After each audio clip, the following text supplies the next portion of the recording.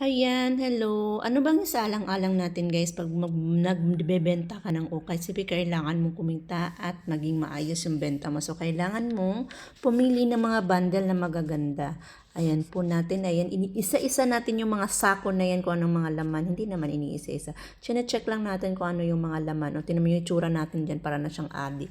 O pagkatapos natin pumili ng bundle, kailangan natin siyang buksan para makita natin yung laman.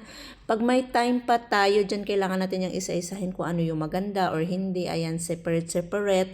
Pag may time, tapos i-display natin yan sa mannequin para naman ipopost natin at para makita sa ating mga manonood. Lalo na sa akin po ay nagla-live selling po tayo. So, kailangan nating magandahan ang ating mga manikin para kumikinang kumikitita pang ating mga manikin pagbubukas na ang ating live start po siya.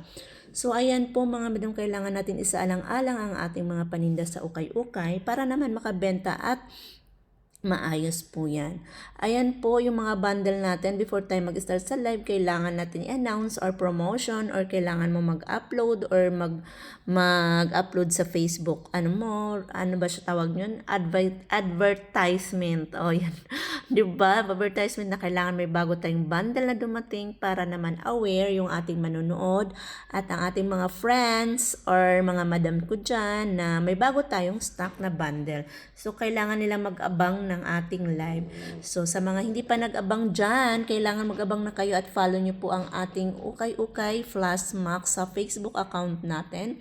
Ayan po, hindi po page ang gamit natin, kundi Facebook account, Ukay-Ukay Flash Max po. Ayan po mga madam, i-consider din natin yung pagpili ng ukay. Kailangan nating maghanap ng medyo mura at quality at garantisadong paninda. O kahit mukhang haggard na tayo dyan pero kailangan natin kumita. Ayan po mga madam, kailangan natin ayusin ang mga parcel natin para pagdating naman sa mga customer natin ay okay po siya.